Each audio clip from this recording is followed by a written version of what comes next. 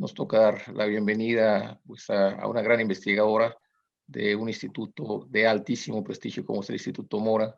Nosotros, la UDEMA, a través del Departamento de Ciencias Sociales, pertenecemos a la red CLACSO, a la red del Consejo Latinoamericano de Ciencias Sociales, y hemos siempre visto la colaboración y siempre el orgullo del Instituto Mora, y qué ventaja ahora tenerla a Laura Muñoz a través de estas tecnologías Zoom. Y claro, Laura, bienvenidísima cuando se abra esto a comer unas buenas gastronómicas delicias de acá de Monterrey, lo que sea que tú prefieras, invitadísima. Y bueno, pues doy las gracias también a Eduardo y a todos ustedes para esta conferencia magistral, Historias de las Relaciones Exteriores de México, claro, con un gran nombre, con una investigadora reconocida en el tema, como es la doctora Laura.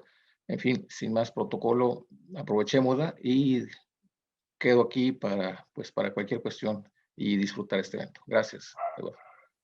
Muchas gracias, doctor Tello, por sus amables palabras. Antes de iniciar, es importante señalar que la conferencia está pensada bajo un formato de preguntas detonadoras.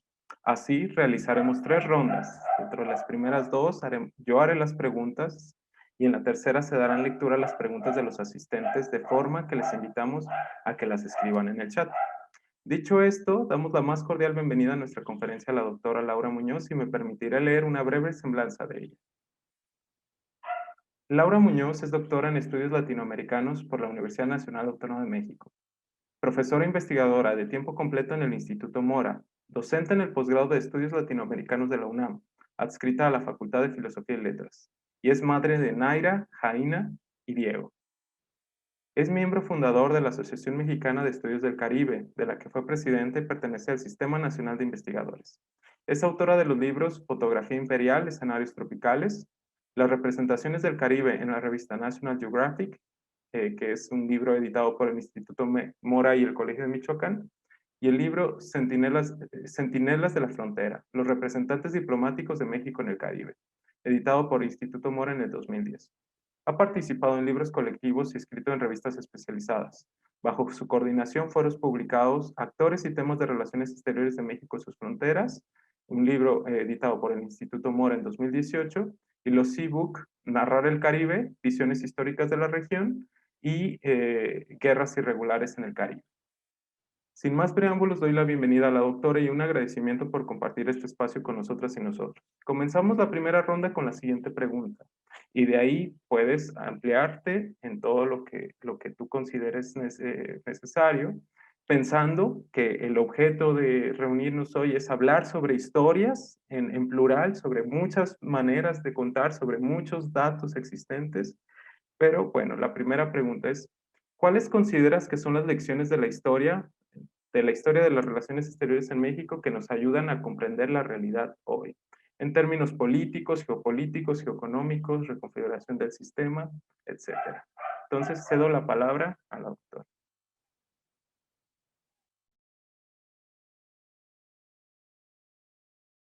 Sonido. Ok, ahora sí, ¿verdad? ¿Ya se escucha?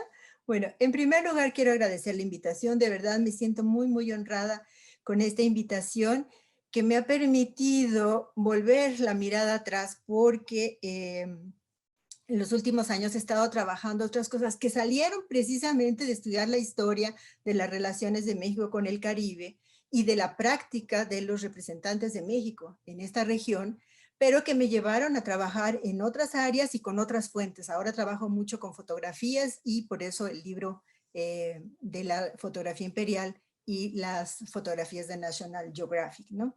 Pero tratando un poco de centrar un ejercicio que la verdad me hubiera gustado muchísimo más haberlo hecho al revés. Es decir, como haber interactuado más con los alumnos y tener como este resultado de una reflexión de ellos, de que ellos al leer lo que ha sido pues todos los trabajos que hemos hecho un grupo de colegas y yo a lo largo de los años que rescatamos del archivo histórico de la Secretaría de Relaciones Exteriores, sobre todo los materiales, cómo ellos con otras herramientas como alumnos de ciencia política, como alumnos de RI, ven esta esta guía que surge o que podemos concluir de ver este desarrollo histórico, ¿no?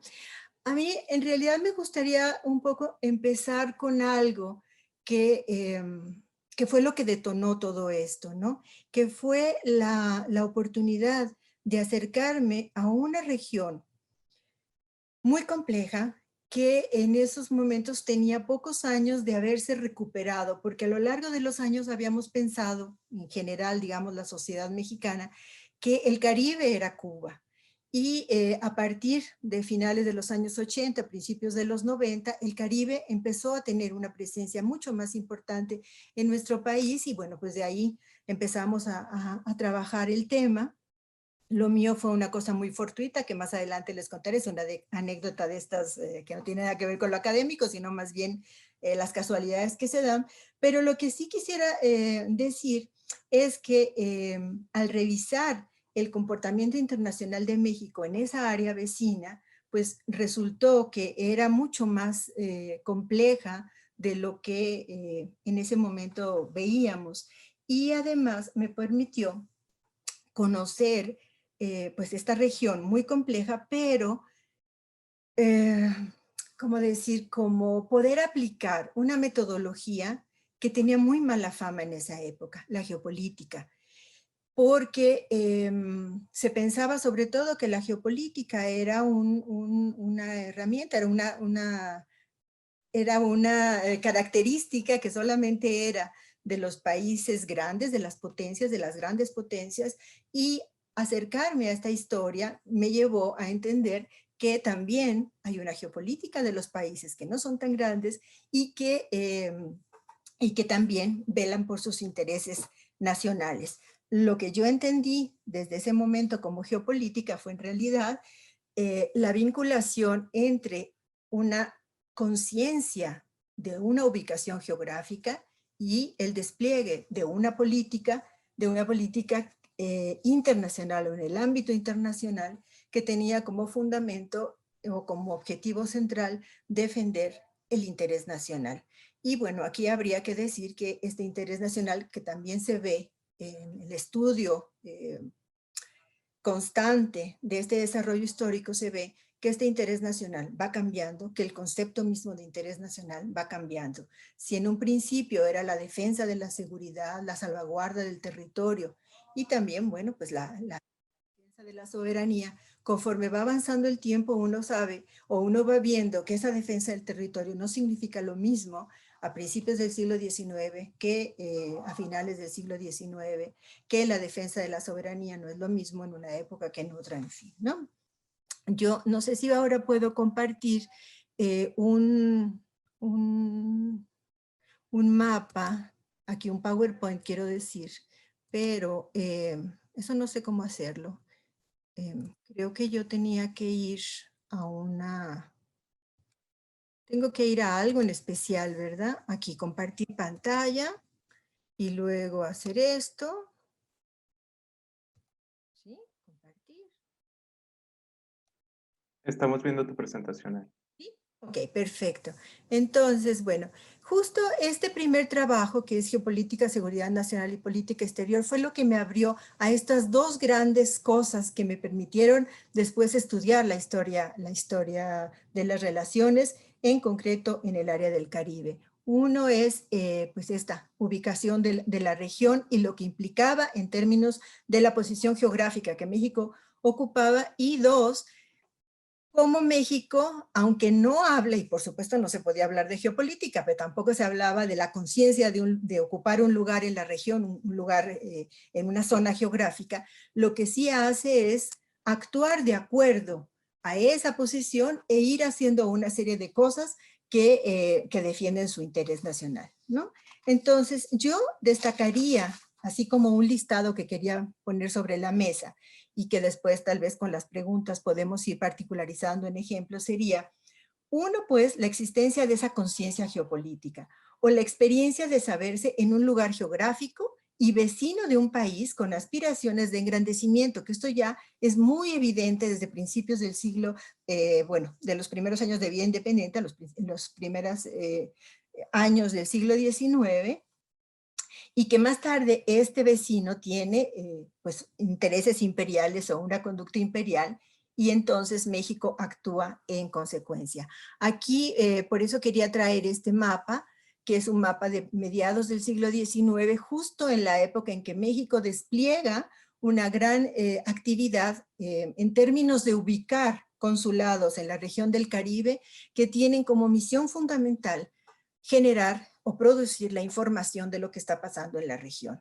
Es el despliegue más amplio, pero esta presencia de representantes de México en la zona es desde los primeros años de vida independiente y tiene que ver con la defensa de la independencia, de informar cualquier movimiento militar que implique un interés de reconquista de España, ¿no?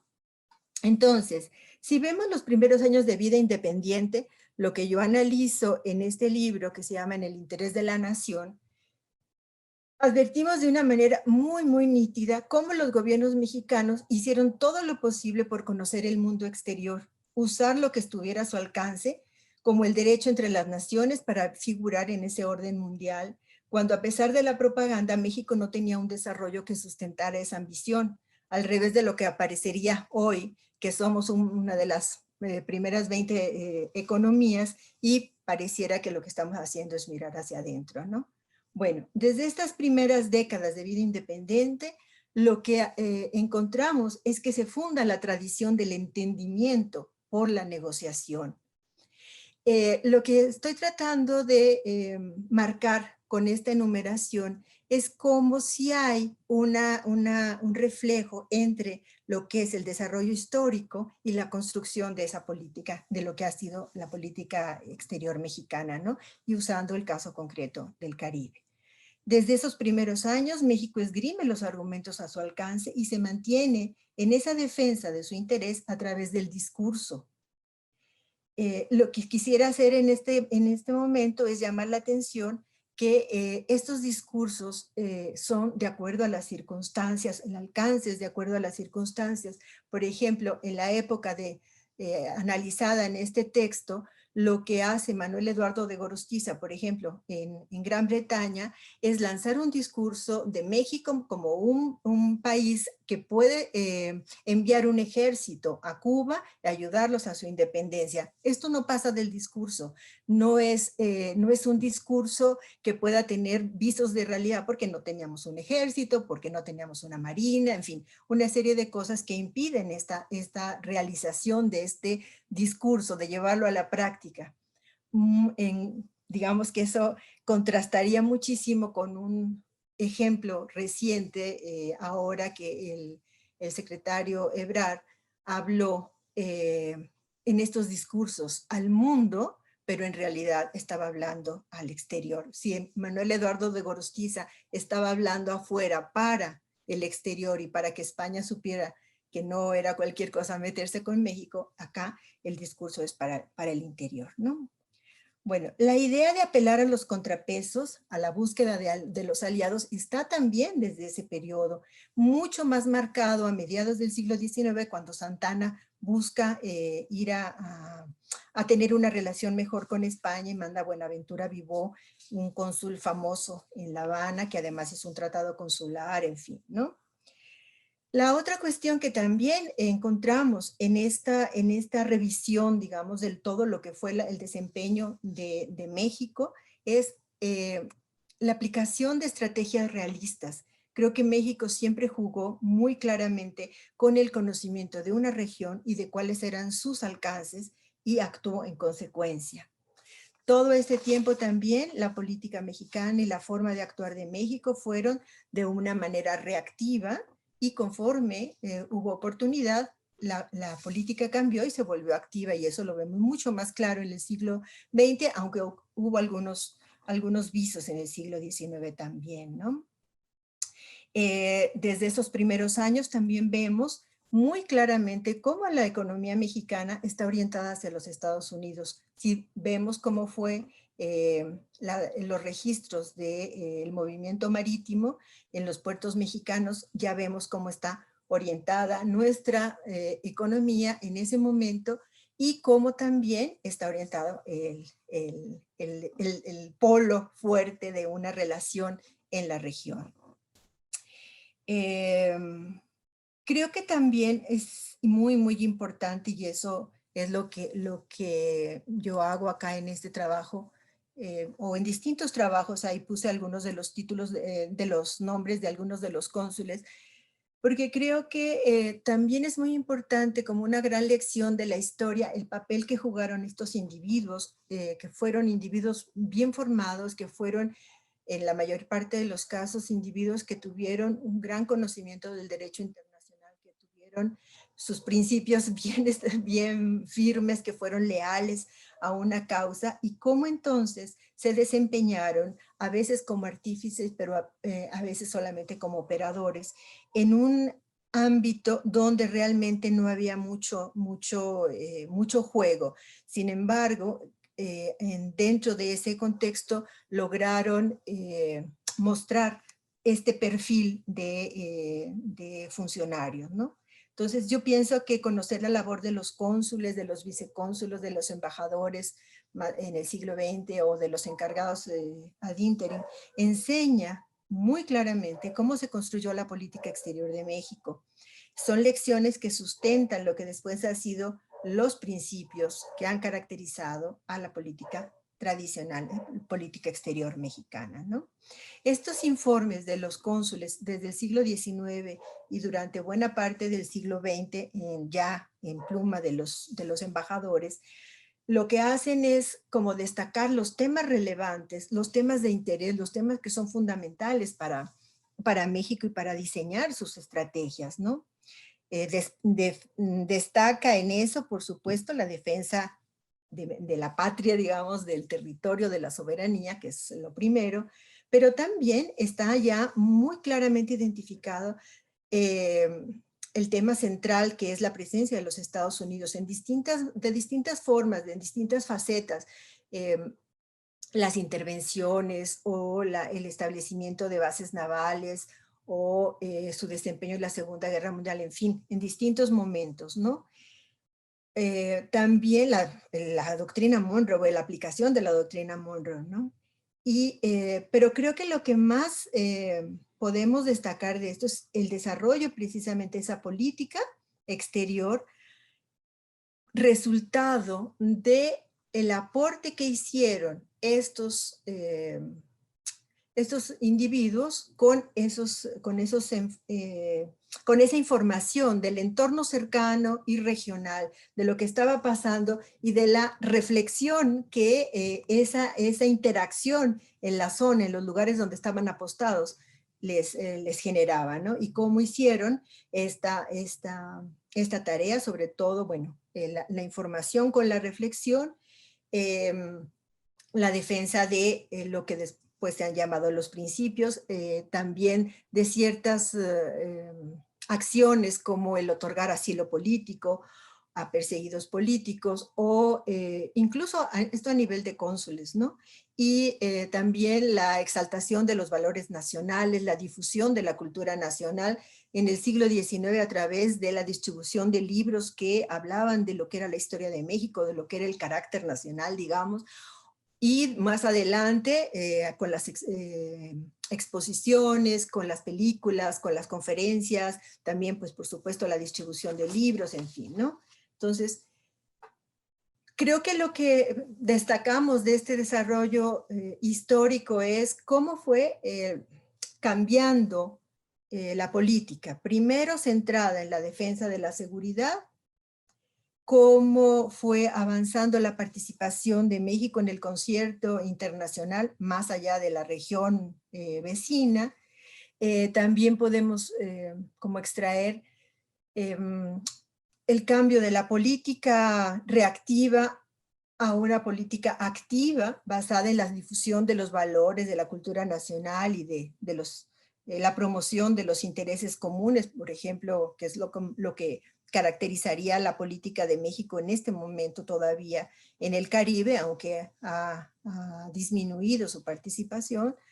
Pero otra cosa que también creo que valdría la pena destacar es el despliegue de una diplomacia, bueno, que yo he llamado o que he querido diferenciar como una diplomacia abierta o una diplomacia secreta, ¿no? No todo lo que se ha hecho en distintos momentos pasa por los canales oficiales y por la, por la relación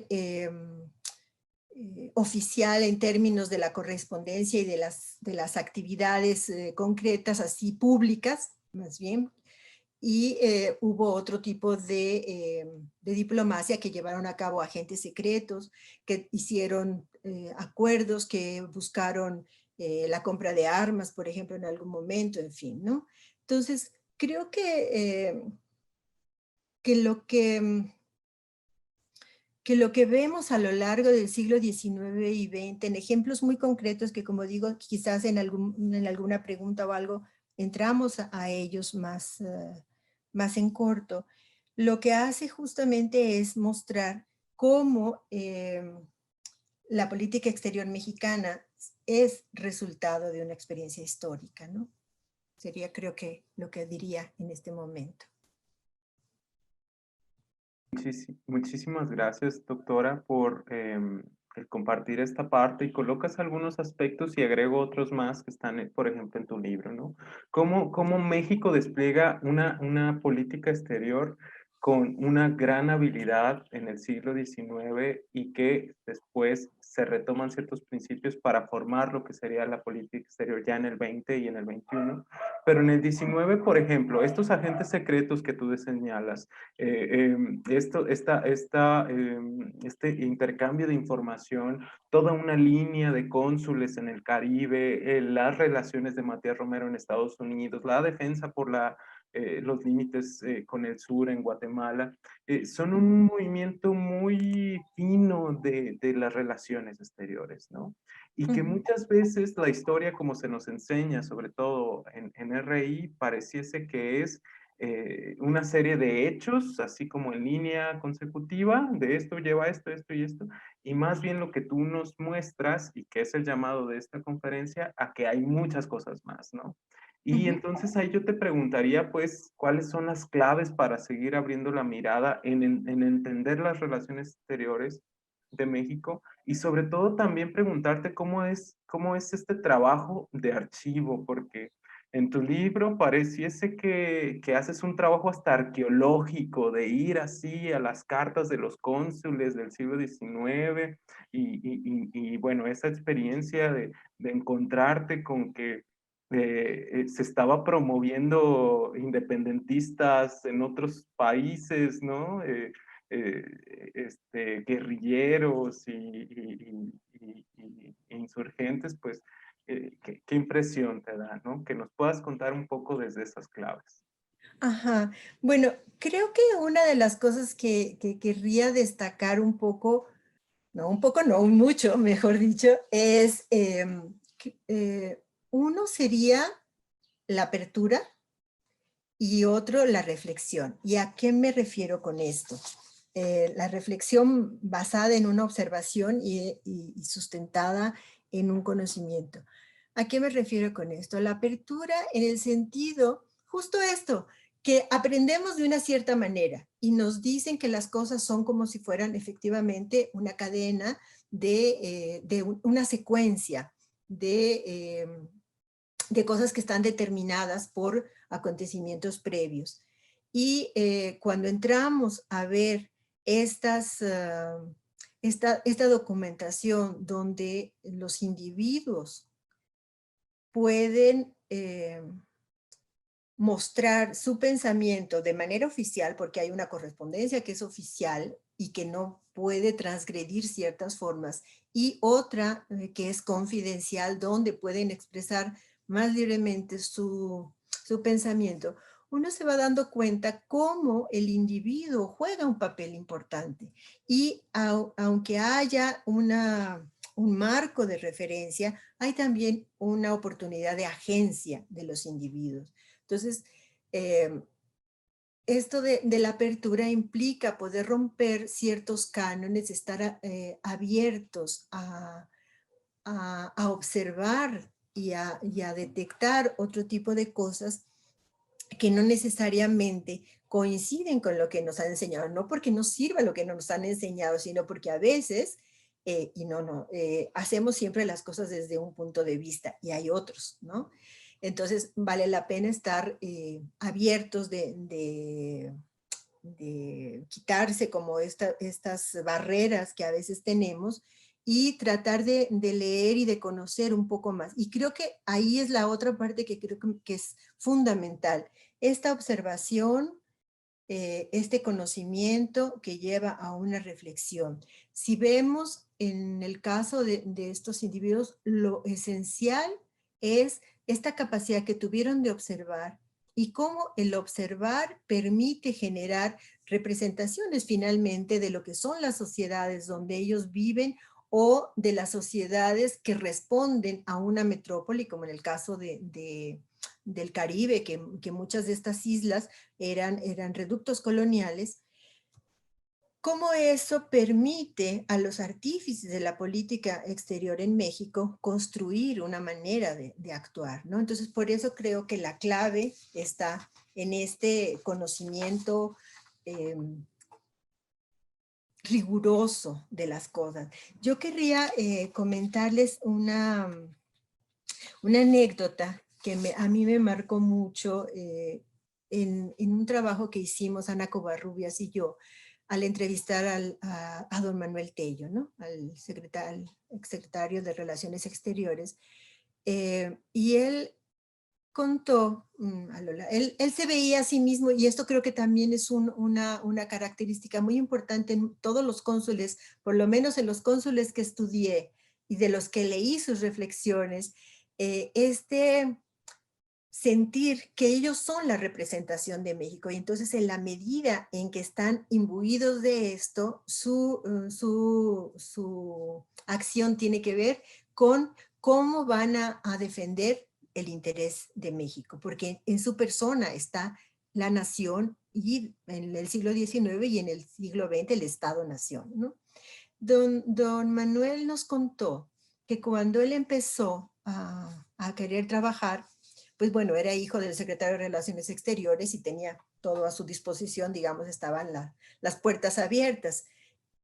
Pero error considerarlo así, porque el primer día que él se presentó a la Secretaría de Relaciones Exteriores, lo mandaron, su jefe inmediato, que ahora me escapa el nombre, lo mandó a un rincón, a un escritorio lleno de expedientes y lo puso a estudiar casos particulares, ¿no? Y quiero citarles algo que rescaté yo, que decía don Manuel, que es muy poco lo que hay que inventar. Lo único nuevo es la historia que no se ha leído, ¿no? Entonces, él decía que para él lo que había servido de este ejercicio que le había hecho su jefe y que le agradecía hasta el último de sus días, era precisamente el conocimiento de lo que había hecho México en distintas situaciones. Este conocimiento riguroso, meticuloso, de lo que es defender el interés de México. Y él decía, digamos, que la clave central de lo que podemos hacer ahora y en el futuro es siempre adecuarse a las circunstancias mundiales, pero sin perder de vista qué es lo que le conviene a México, ¿no? Entonces, creo que esto sería como lo central, ¿no? Y pero algo me desvié, ¿verdad? Y te estaba contando otra cosa. Que querías como como casos particulares. Te quería contar esto de las actividades secretas o de las actividades públicas, abiertas, oficiales, ¿no? Me gustaría contarles el caso de don Buenaventura Vivó, que fue este cónsul que estuvo en La Habana a finales de los años 40, que le tocó la invasión de los Estados Unidos al territorio mexicano, y entonces él había estado luchando en La Habana porque lo reconocieran como el cónsul de México, pero que lo reconocieran como reconocían, por ejemplo, también al cónsul de los Estados Unidos y de las o de los grandes países, digamos, de los países más importantes, que tuviera el mismo estatus, y por eso él pedía que la oficina fuera de determinada forma, que el uniforme, los sellos, todo lo que implicaba la parafernalia, por una parte, pero por otra, lo que significaba tener un cierto tipo de consulado ahí, ¿no? Y al mismo tiempo, él estaba encargado de organizar una red de espionaje para ver qué estaba pasando con esos movimientos de los Estados Unidos, también para comprar armamento, y al mismo tiempo que hacía esto, estaba viendo qué era lo que estaba pasando con México y qué era lo que necesitaba México. Y una de las cosas que creo que es muy importante, porque después lo vemos asimilado en los reglamentos de la Secretaría, es que él hace un tratado consular.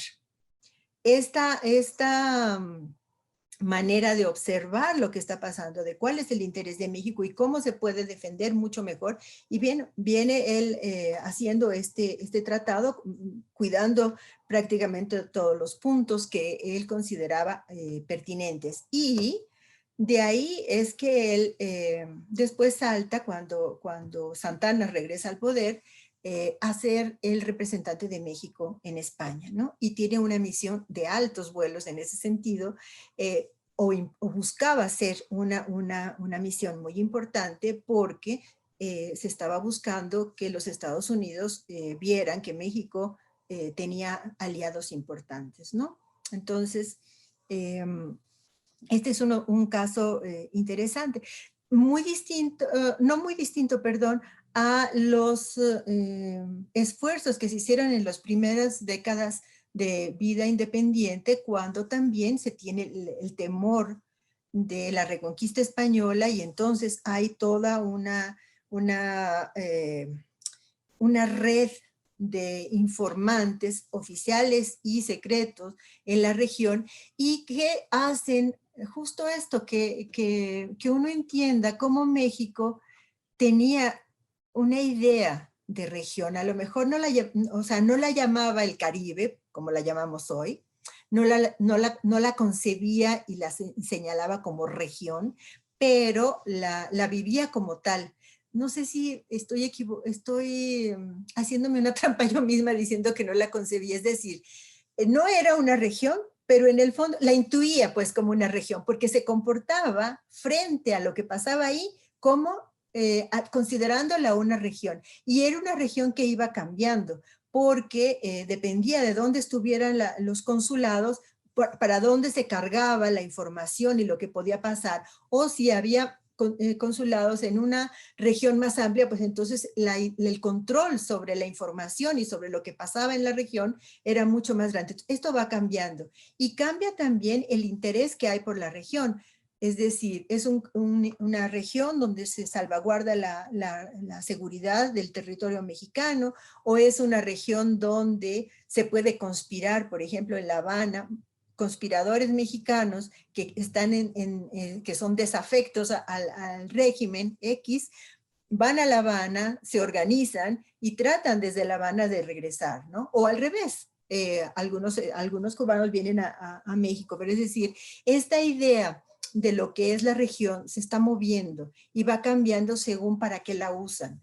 También llega un momento en que la región es como un espacio para negociar, es decir, puedo tener injerencia y puede ser que te descomponga el cuadro que estás manejando ahí. Y justo esa era una de las preocupaciones en los 98, frente al 98, a finales, en los años del Porfiriato, en los años finales del siglo XIX, ¿no?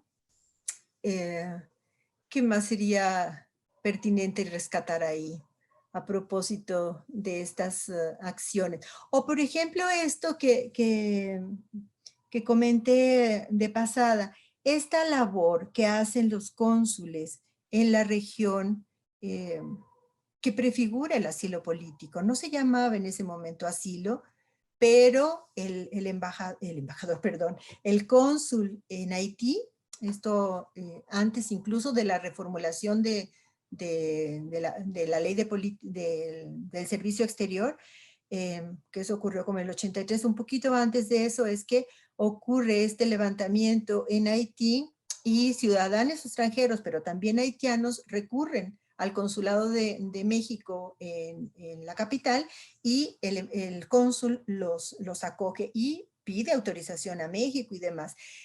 Pocos años después vuelve a haber otro intento, otro esfuerzo de asilo político, y en México la Secretaría, Esteba es el encargado de llevar a cabo el estudio basado en el derecho internacional, en qué consiste el asilo y todo esto, para darle las instrucciones al cónsul si va o no a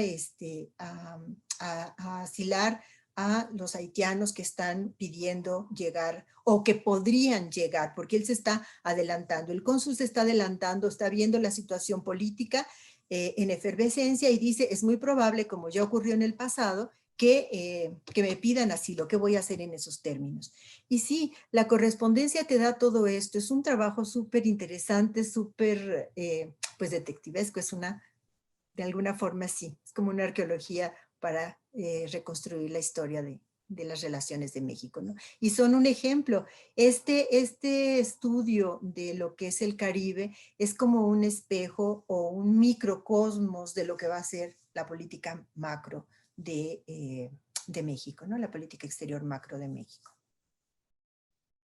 Y es muy interesante y también me gustaría que pudieses ampliar un poco sobre la importancia, ¿cuál crees que es la importancia de agregar estas regiones que históricamente han sido invisibilizadas, ¿no? Nos cuentan, por ejemplo, la intervención francesa como si las islas, las colonias en el Caribe no hayan existido. Nos cuentan los influjos del Imperio Británico en ese entonces sobre México como si hubiese toda esa región sin islas, pues, ¿no? Así como si hay una conexión directa. Entonces, ¿cuál es la importancia que tú ves para agregar estos espacios? Y ya nos hacen una pregunta y yo invito ya a las asistentes y a todas las personas asistentes que nos escriban aquí todas sus preguntas, porque además este tema ha generado un gran debate entre todos los estudiantes. Dice, ¿cuál era el interés de México por la independencia de Cuba en el siglo XIX? ¿Y qué nos podrías decir sobre los intereses expansionistas o anexionistas, yo diría, ¿no? de México sobre Cuba? Entonces, adelante. Ok, bueno, este es un debate. Yo debo reconocer que hay dos posiciones al respecto. Una que dice que México siempre tuvo interés por la independencia, un interés de alguna forma imperial por la independencia de Cuba para anexársela al territorio, que había un sector digamos, social que estaba muy interesado en esto. Y otra postura que dice que esto es solamente en el discurso. Yo me adscribo a la segunda posición precisamente porque estudiar la relación, aunque debo hacer un paréntesis y hacer la propaganda de un trabajo más o menos reciente. Ay, se me fue el nombre. Me confundo ahora con Esteba porque se parece el apellido de este chico, pero bueno, si a alguien le interesa en concreto, le puedo dar la referencia. Es una tesis que tiene pocos años, una tesis de maestría en la UNAM, donde retoma este chico otra vez este tema y él sí recupera como toda la información digamos, del sector militar en distintos puntos, España, Inglaterra, Estados Unidos y México, en fin. De cualquier manera, él participó conmigo en uno de los últimos libros que hice y no estuvimos tampoco de acuerdo porque desde mi punto de vista, pensar en que México se podía anexar a Cuba era totalmente irrealizable. Era algo que no correspondía con la realidad. Y si algo he aprendido de hacer esta revisión de la historia de México y cómo ha actuado en el Caribe, ha sido precisamente esta idea del realismo y del pragmatismo. Y de hecho también me ha enseñado que esta idea de la división entre principios y pragmatismo es una falsa división, eso no existe, ¿no? Entonces, ¿qué pasa? Que México no tiene ejército, está saliendo de un movimiento que ha permitido, más de uno sabrá, cómo finalmente se logró la independencia de México.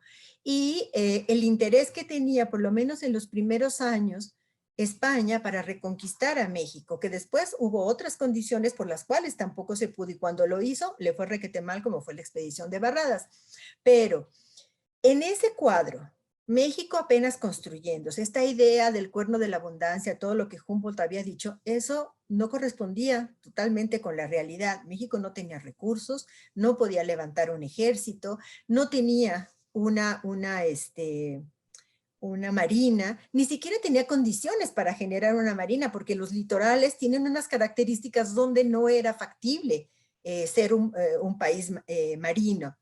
Entonces, sin dinero, sin ejército, sin marina, o sea, ¿cómo llevar la independencia y anexarse Cuba? Anexarse Cuba era además anexarse una serie de problemas que México no podía atraer. Y si México, o sea, si los Estados Unidos no lo podían hacer, que lo tuvieron muy claro, y ellos solamente dijeron, nadie más se meta, por eso la doctrina Monroe ahí, nadie más se meta, pero tampoco pudieron hacer ellos nada, y ellos controlaban ya una buena parte del comercio en la zona, ¿no? Entonces, para mí, esa historia que Rafael Rojas ha mostrado con una calidad maravillosa, que escribe muy bien y que, bueno, yo lo aprecio muchísimo, me parece un hombre muy, muy inteligente, pero finalmente creo que no tiene fundamento. Para mí, esta idea de la independencia de Cuba anexándose a México es un asunto de un discurso, y es el discurso precisamente que echa a volar Manuel Eduardo de Gorostiza en Gran Bretaña. Nada más, un discurso que pretende atemorizar. Y nuevamente vemos esto a finales del siglo XIX. México publican ahí un folletito que creo que tiene más que ver con un grupo de cubanos en la Secretaría y en Cuba actuando para decir que México se puede anexar. México está interesadísimo en otra relación. Porfirio Díaz está volteando a ver a los Estados Unidos, están haciendo muchos negocios. Si necesita España para contrapeso, no se va a meter con Cuba. O sea, eso era totalmente irrealizable. Así que bueno, esta es mi postura, ¿no? Ahí habría que ver qué piensan los demás, que investigando en las fuentes. Seguimos con el debate, entonces, sin duda. Gracias por esa respuesta, doctora. Y hay otras dos preguntas que incluso están ligadas ahora con lo que has expuesto. Bueno, son tres preguntas en realidad. Entonces, de todas maneras, están en el Q&A, ahí en tu barra del Zoom, pero doy lectura de ellas también. ¿Cómo ha cambiado el interés de México por el Caribe del siglo XIX al XXI, o sea, al día de hoy? Y también, ¿cuál fue el efecto de la doctrina Monroe en México? Y si la geopolítica sigue siendo relevante actualmente. Supongo que en relación al entendimiento de la política exterior. Monroe y geopolítica relevante. Ok. Bueno, ¿cómo ha cambiado el interés de México por el Caribe? Bueno, sí creo que ha ido cambiando. Y también como en otras áreas, excepto en los Estados Unidos, que eso sí es siempre la relación central, el eje fundamental de la política exterior de México. Esta relación bilateral es la que marca toda la relación. El interés de México por el Caribe fue cambiando en el sentido de, primero, ser este espacio de defensa, este espacio donde México podía tener como una especie de antemural para protegerse, donde le era relevante tener una información para saber qué hacer, para saber qué actuar. Y esto creo que queda mucho más evidente, claramente escrito, cuando uno ve la papelería de Ignacio de Vallarta. Luego sirve ese interés para tener aliados para México, y creo que eso ha sido lo que reposicionó el interés de México en el siglo XX, la idea de que México con sus vecinos hace un frente que puede ser lo suficientemente fuerte como para poder negociar con los Estados Unidos. Cuando México volteó a ver de una manera importante al Caribe, tiene que ver siempre con sus intereses. Cuando la cuestión del petróleo y del turismo, ahí Echeverría empezó a voltear a ver al Caribe, pero el gran empujón lo dio Salinas de Gortari cuando iba a negociar el Tratado de Libre Comercio. Y actualmente yo creo que la relación después de como de una pausa, se ha recuperado, y justamente creo que ahí está una de las cosas que no hemos tocado en esta charla. Ha sido importante por la cooperación, porque México con los países del Caribe puede enfrentar problemas comunes, pueden ser aliados para enfrentar situaciones que aquejan, situaciones de desastre, situaciones de narcotráfico, situaciones de salud, en fin, varias cosas en las que pueden actuar en conjunto. Y la otra cosa que ha surgido aquí es el interés de ciertas, para las inversiones económicas, ¿no? Me gustaría poner en este momento el caso de los empresarios que han invertido en Jamaica, en varias áreas, sobre todo en turismo, pero hay varias inversiones de mexicanos en Jamaica, y ellos han llevado de alguna forma como la relación bilateral, como sustentar la relación bilateral. Y lleva esto a un tema que les decía, no hemos tocado. Antes pensábamos que la política exterior la defendían, la desplegaban, la hacían realizable los funcionarios del Estado, de una política estatal. Sin embargo, ahora vemos que hay muchos actores que también hacen una diplomacia, llevan a cabo una diplomacia, y bueno, rescatamos del pasado estos agentes secretos, pero en la actualidad hay otros sectores que hacen posible los vínculos diplomáticos. Yo creo que en el siglo XXI hay interés de México por la región, sobre todo en términos de colaboración, pero eso tiene que ver mucho también, no solo con la región, sino con lo que pasa al interior de México. Y creo que la relación con el Caribe es uno de estos ejemplos de cómo la política interior y la política exterior están vinculados y van fuertemente atados, ¿no? Entonces, en este momento, la propuesta es ver hacia adentro. Así que el Caribe está ahí.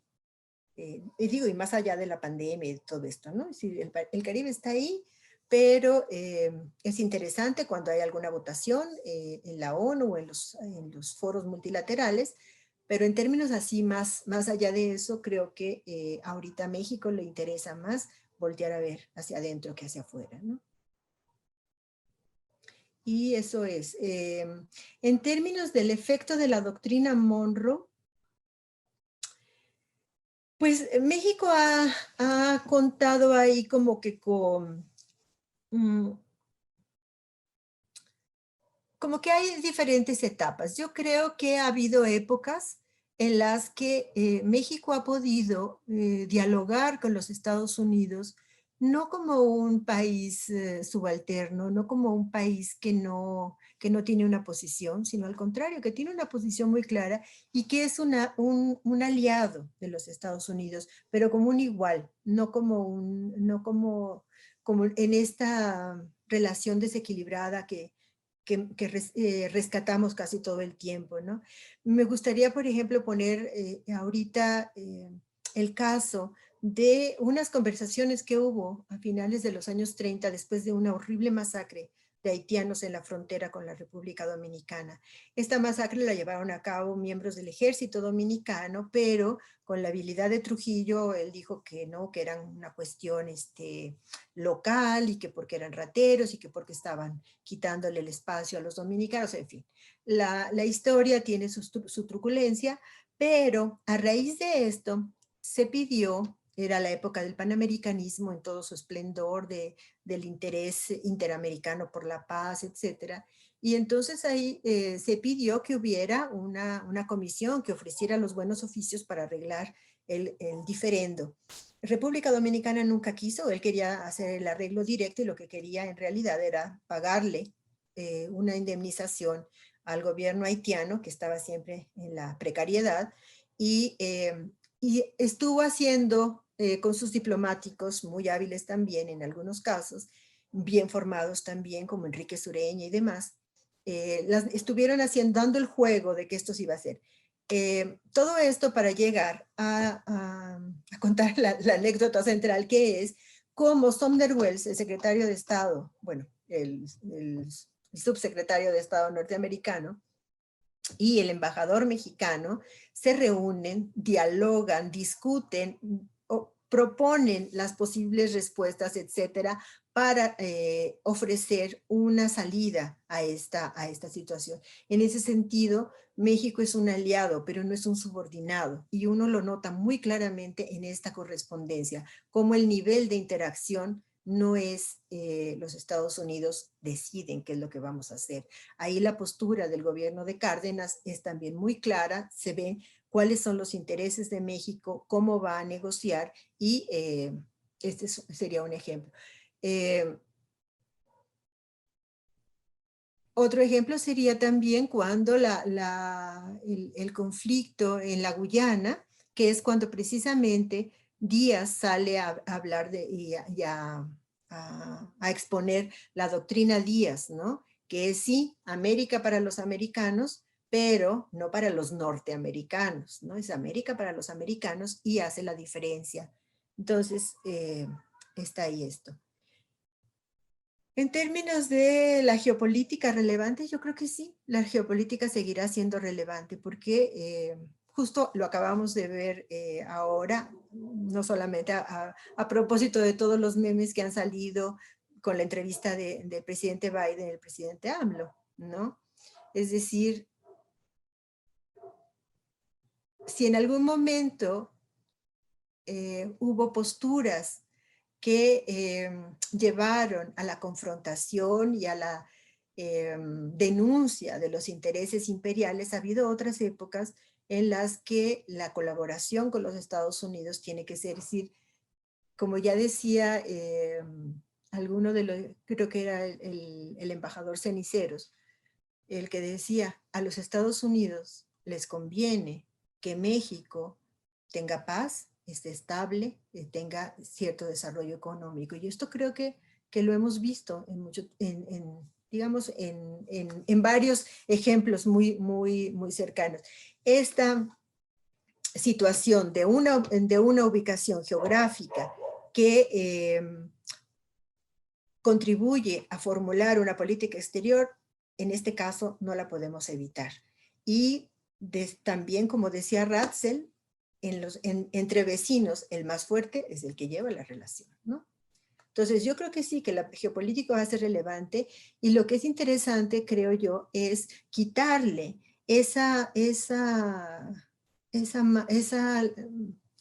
digamos, esa fama oscura que tuvo la geopolítica asociada o bien con sus representantes en la Segunda Guerra Mundial, o bien con las dictaduras latinoamericanas del siglo pasado, ¿no? La geopolítica también sirve para defender intereses nacionales no expansivos, no imperiales, pues, de países como México, que no son una potencia como los Estados Unidos, pero que tampoco son un país que no cuente, ¿no?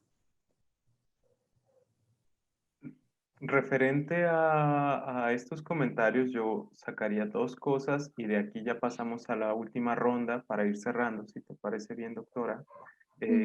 bueno, yo también invitaría a los colegas asistentes a que si tienen alguna pregunta también la puedan hacer para poder cerrar con ella.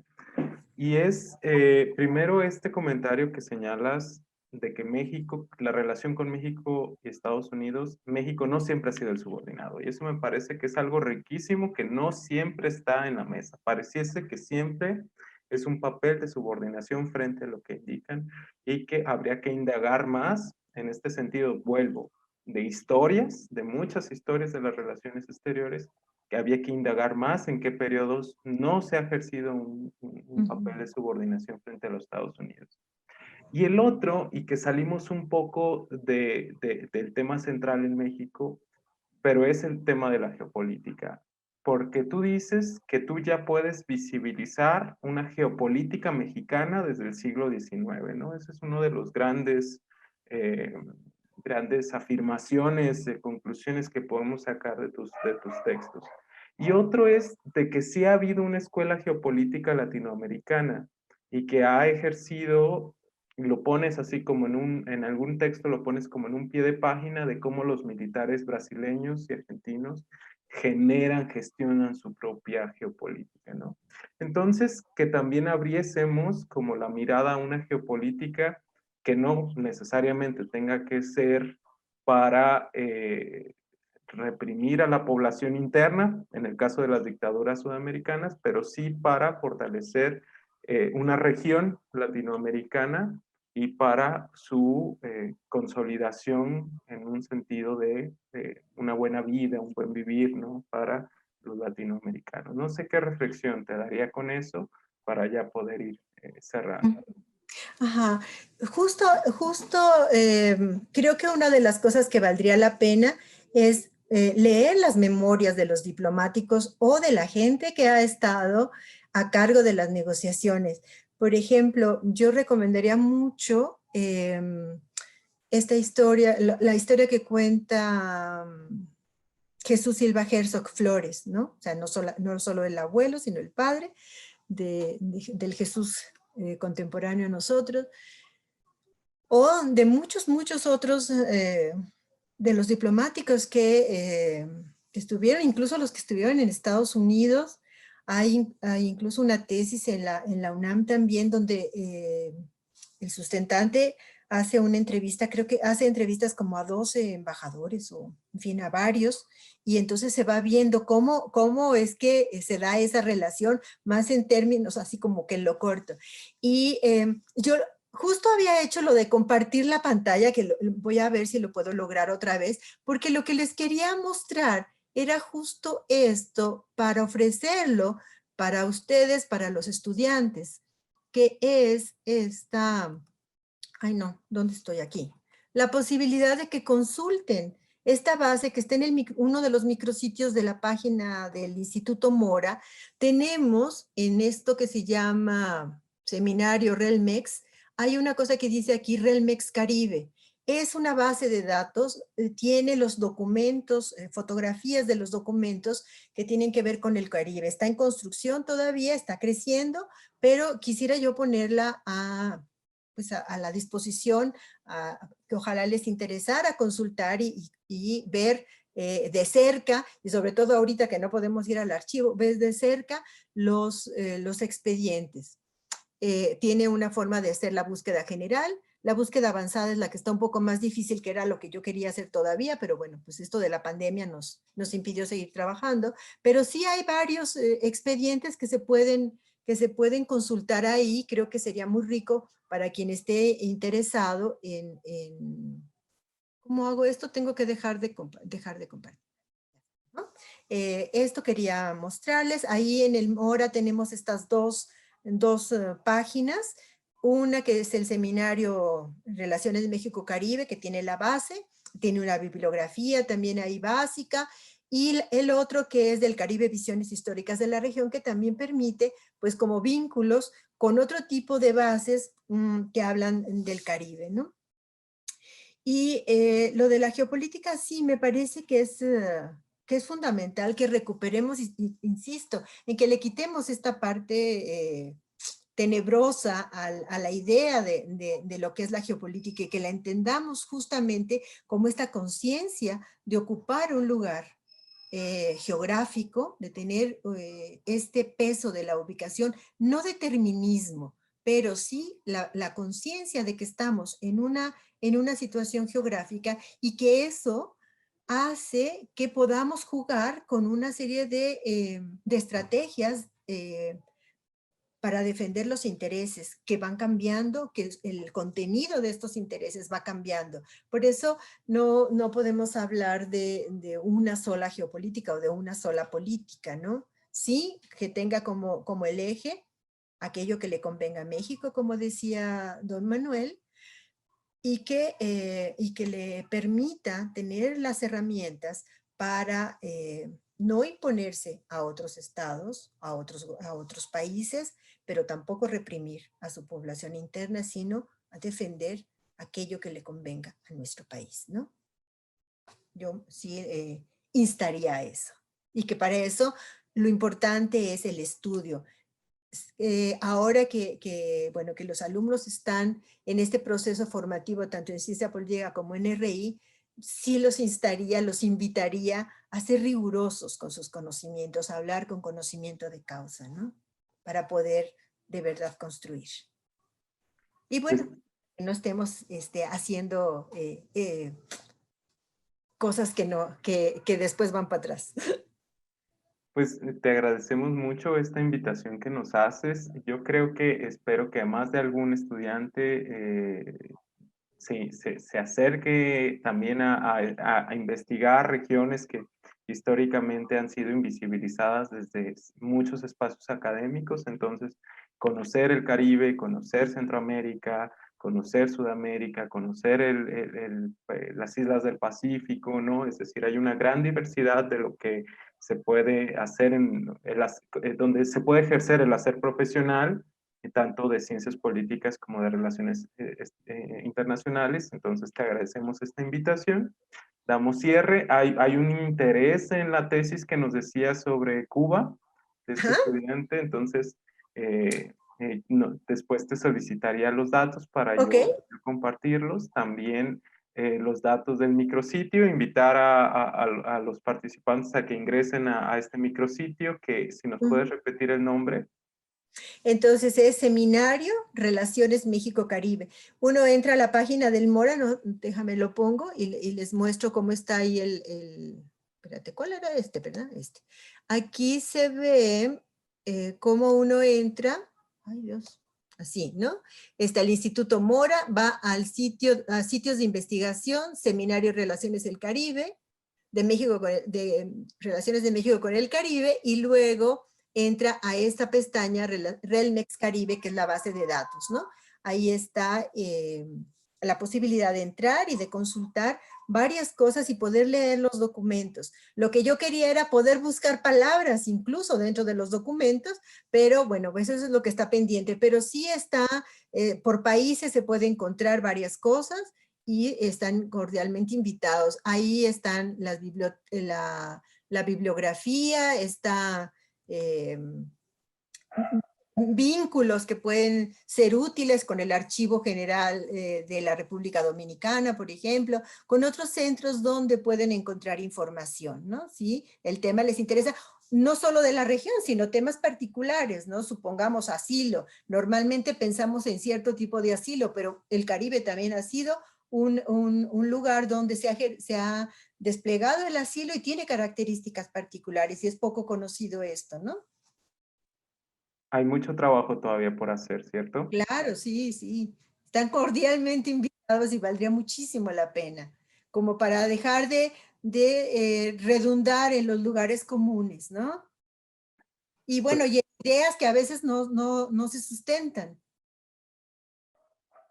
pues ahí está la invitación. Muchísimas gracias por impartir y compartir este espacio con nosotros. Agradecemos al doctor Osvaldo Tello por estar también compartiendo aquí este espacio con nosotros. Damos el cierre oficial. La Universidad de Monterrey, a través del Departamento de Ciencias Sociales, agradecen la participación de todos los alumnos, profesores y comunidad en general. directivos que hacen posible este evento, el equipo técnico que nos ha apoyado mucho para poderlo realizar. Estamos agradecidos con todas y todos y pues que tengan muy bonita tarde y hasta pronto.